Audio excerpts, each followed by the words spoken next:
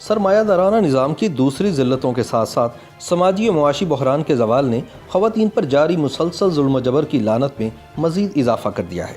یہ ایک المیہ ہے کہ عورتوں پر تشدد، مثلا غیرت کے نام پر قتل، جنسی زیادتی اور تیزاب پھینکنے کے واقعات میں اضافہ ہوا ہے، اور ان واقعات کے خلاف بڑے پیمانے پر کسی قسم کی کوئی تحریک نظر نہیں آتی۔ دوسری طرف ملا اور رجتی سیاستدان بالواسطہ اور خاموش طریقے سے جاہلانہ رویوں کی حمایت کرتے نظر آتے ہیں، جس سے اس طرح کے مکروہ جرائم کرنے والوں کی حوصلہ افزائی ہوتی ہے۔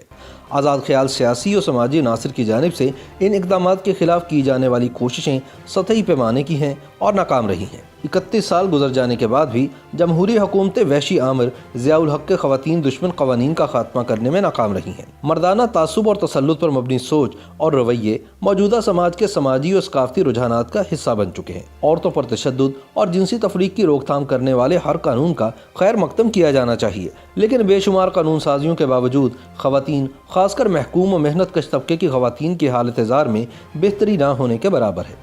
یہ محنت کش عورتیں دوہرے بلکہ تہرے جبر کا شکار ہیں۔ محنت کش خواتین کو کام کرنے کی جگہ معاشرے اور خاندان میں نہ صرف متعصبانہ رویوں کا نشانہ بنایا جاتا ہے بلکہ جنسی طور پر ہراساں بھی کیا جاتا ہے۔ لہذا جنسی استحصال کی سماجی و معاشی وجوہات کو سمجھے بغیر محض جنسی بنیادوں پر خواتین کے رنج و غم کا نہ تو کوئی ازالہ کیا جا سکتا ہے اور نہ ہی اس سلسلے میں کوئی لاہ عمل مرتب کیا جا سکتا ہے۔ جنسی و معاشی استحصال سے آزادی کے لیے ہمیں طبقے اور جنس کے باہمی تعلق کو سمجھنا ہوگا۔ آج پاکستان میں بڑی تعداد میں خواتین سیاست، کاروبار، فنون لطیفہ اور دیگر شعبہ زندگی میں شہرت کما رہی ہیں، لیکن ان میں سے تقریباً تمام کا تعلق حکمران یا درمیانے طبقے سے ہے۔ ان کے مسائل، مصائب اور نصب العین سب کچھ محنت کش عورتوں کے ساتھ متضاد ہیں۔ نچلے طبقے سے تعلق رکھنے والی کوئی عورت اگر معاشی و سماجی طور پر بلند ہوتی بھی ہے تو وہ بالادست طبقے کا حصہ بن کر اپنی اصل طبقاتی بنیادوں سے منحرف ہو جاتی ہے۔ آخر مادی و سماجی حالات ہی شعور کا تعین کرتے ہیں، نہ کہ اس کا الٹ۔ آزاد خیال سوچ کا المیہ یہ ہے کہ وہ عورت کو تجارتی مال یعنی کموڈٹی اور کاروباری تشہیر کے ایک ذریعے سے زیادہ خیال نہیں کرتی۔ اگر مذہبی سوچ عورت کو ذاتی ملکیت اور غلام تصور کرتے ہوئے قید و بند تصور کرتی ہے تو آزاد خیال اشرافیہ اسے کاروبار اور منافعوں کی بڑھوتری کے لیے ایک اعلیٰ کار کے طور پر استعمال کرتے ہیں۔ اگر رجتی ذہنیت رکھنے والوں کا عورتوں پر ظلم و جبر غیر انسانی فعل اور غلامی ہے تو عورتوں کے جسموں کو اشیاء بیچنے اور منافع کمانے کے لیے استعمال کرنا بھی ان کی نجات نہیں ہے۔ عورتوں کی طرف تعصب اور تفریق پر مبنی رویے ان سماجی رشتوں سے برآمد ہوتے ہیں جو لالچ اور ہوس پر مبنی معیشت تخلیق کرتی ہے۔ لہٰذا یہ رویے جو سماجی نفسیات میں سرایت کر چکے ہیں دراصل اس سماجی نظام کی پیداوار ہیں جو انہیں پروان چڑھاتا ہے۔ یہ رویے تب تک ختم نہیں ہو سکتے جب تک ان مادی حالات اور بنیادوں کا خاتمہ نہ کیا جائے جن پر یہ سماجی و اقتصادی نظام کھڑا ہے۔ سرمایہ دارانہ نظام میں گھریلو کام کاج اور خواتین کی جانب سے کی جانے والی دوسری کئی طرح کی محنت و مشقت کا کوئی معاوضہ نہیں ہوتا۔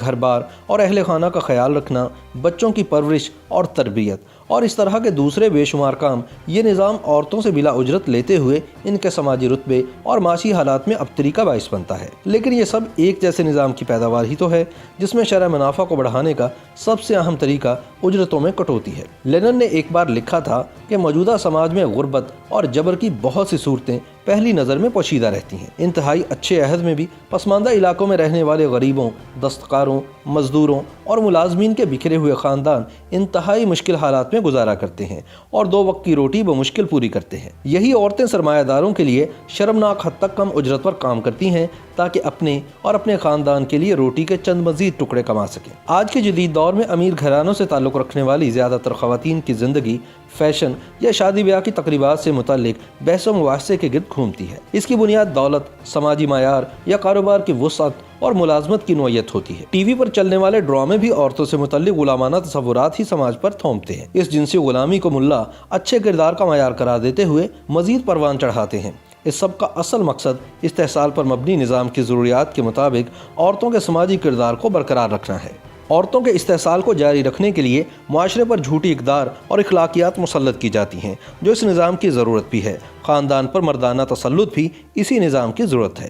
اس نظام کا خاتمہ محنت کش مرد و زن متحد ہو کر ایک طبقاتی جدوجہد کے ذریعے ہی کر سکتے ہیں۔